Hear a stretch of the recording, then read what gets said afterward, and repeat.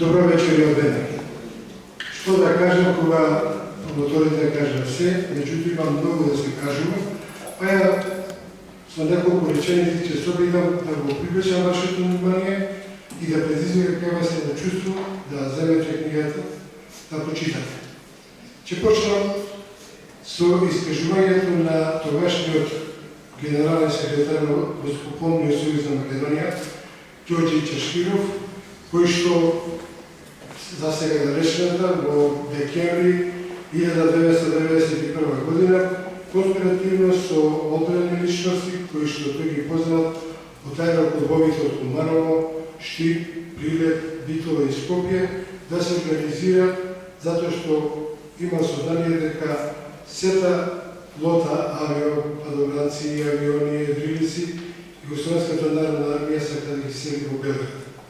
Издалжа луѓето, а овој пат ќе говорам за луѓето од Куманово кои што се во првиот ред, Никола Песковски, Кипе Драган Сазовски и Фрањо Бојковски.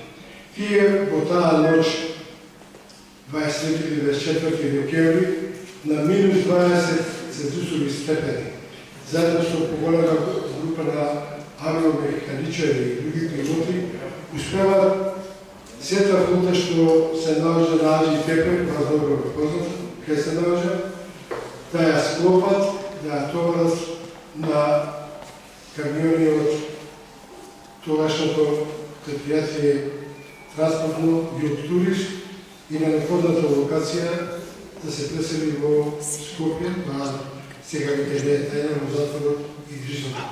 Тоа е еден голем подвиг на патриоти пред се, македонски патриоти, одбранени лица кои што, не жалејќи за последиците што може да им се случи после се тоа бидејќи одреден период се крие. Тоа е едниот момент. И за вториот пократко ќе кажам дека меѓу нас имаме пилот глупец. Се чудите кој? Никола Петковски?